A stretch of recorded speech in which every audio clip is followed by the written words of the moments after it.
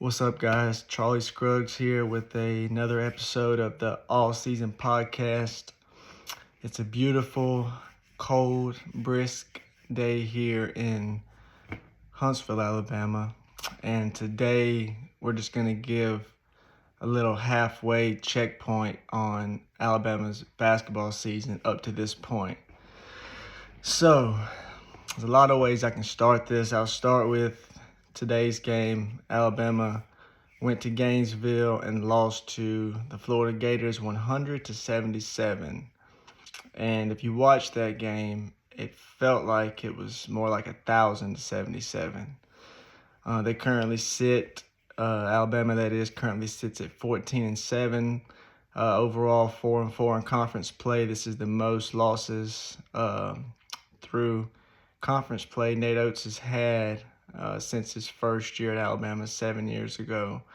And on top of that, it's their first time losing 3 conference games at home. You can check me on this. I think in like 15 years, something like that. I know today was on the road, but I thought I would just throw that in there. I know a lot of Alabama fans are fair weather fans, you call it, when it comes to basketball. You know, a lot of the older ones, they witnessed the Wimp Sanderson days, so saw a lot of success over many years, and then it got really bad there for a while. I mean, the first time I watched, Alabama basketball, the first time I could start remembering things, it was, Anthony Grant and whatever. It was just bad. What's his name? I can't even remember the other coach they had after Grant before Nate Oates. He was a point guard. I'm having a blank, but either way, it was bad, right? So up to this point, since Nate Oates has been in Alabama 7 years, fantastic, right? One of 3 teams to go to the last 2 Final Fours and Elite Eights. A lot of good stuff. This year, though, at this point, for what Bama fans have witnessed over the last few years, the sky's falling, right? Every game that they lose, it seems like it's the combination of the same things, getting out physical first and foremost, front court struggles, rim protection, and, overall just defense in general. I mean, when you average more points than anybody in, college basketball, average 92 a game, it doesn't help if you're giving up 95 a game, right? So, it's kind of shaky right now, but I'll say this, for this point in the season, again, bottom third of the league in conference right now, 4-4.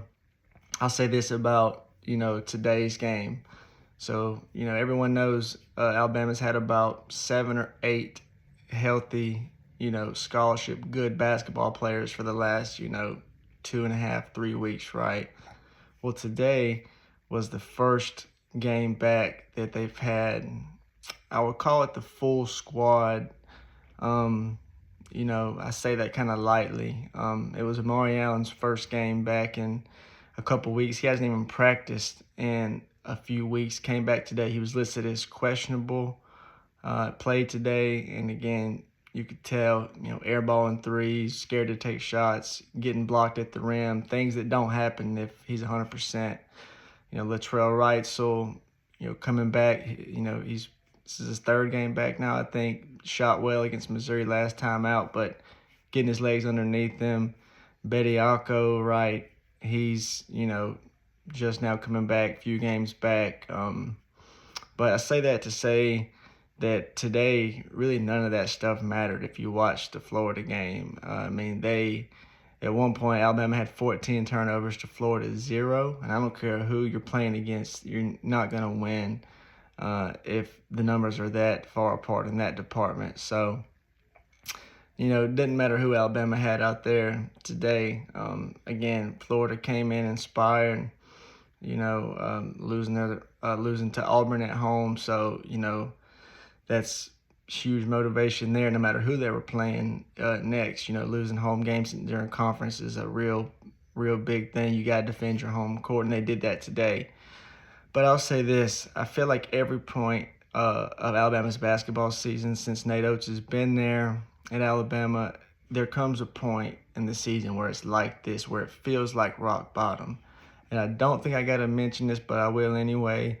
The year they went to the Final Four, that was probably the most like gut wrenching, like up and down awful season that I can remember them having in years. I mean, you could say that was the worst team that Nate Oates had for a full season since he's been at Alabama. And again, just awful on defense that year. Got thrown around, beat around. I mean, it was bad. It was you win one, lose two, win two, lose one. Never really got a rhythm. Never shot it well. But when tournament time came, it was like they flipped a switch and were an entirely different team.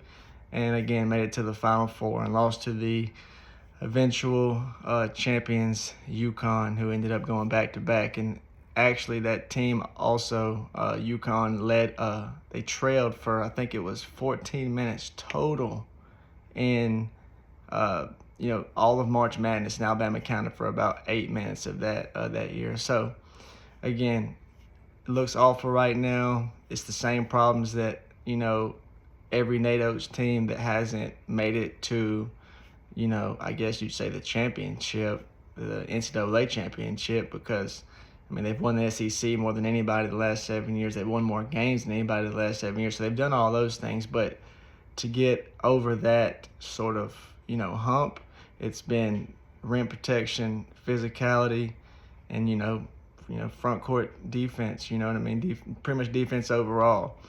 Alabama's always got length. They've always got shooters. They've always got a ton of athletes.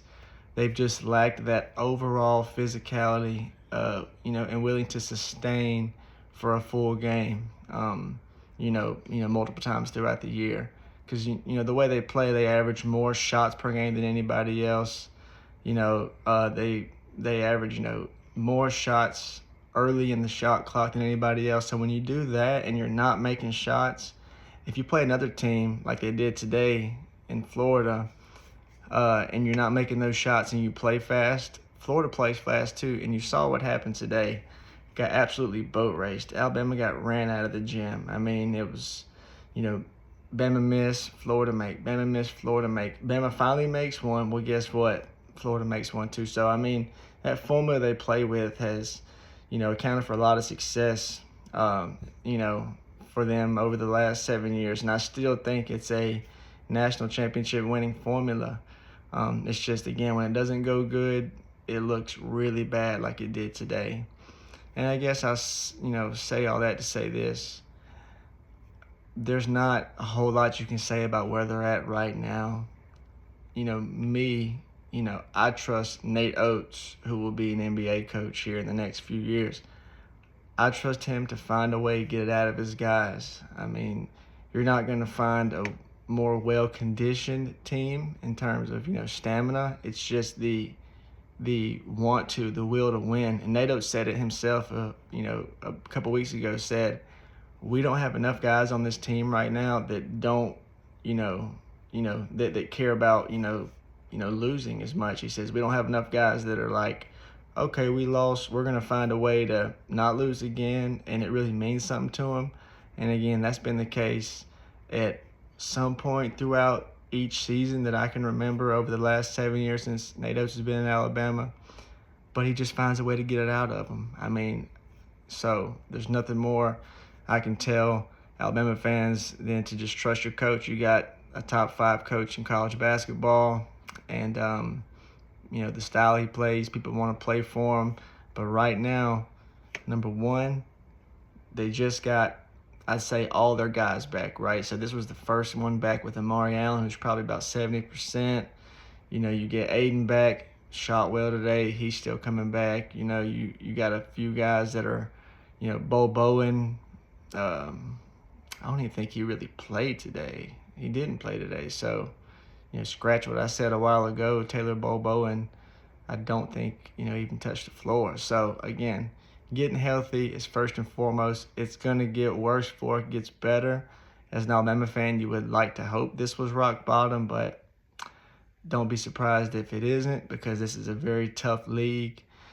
But getting to the 1st of February, it's getting to the grinding part of the season. If Alabama can get all their players healthy, Seth Greenberg said it on College Game Day the other day, when everybody's healthy, along with Charles Bediako, and that's another point for another day, Alabama's a national championship contender. If Charles Bediako gets cleared to play the rest of the season, they get everybody back and can have everybody back for, I say, the last 6 to 10 games of the season.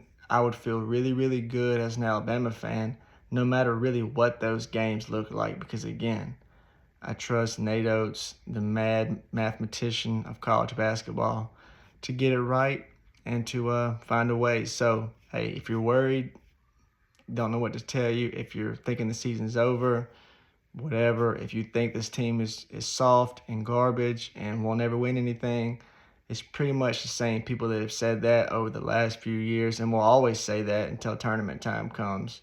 So, can't really tell those people anything, but again, people that watch Alabama play, they know the way this team and the way they operate.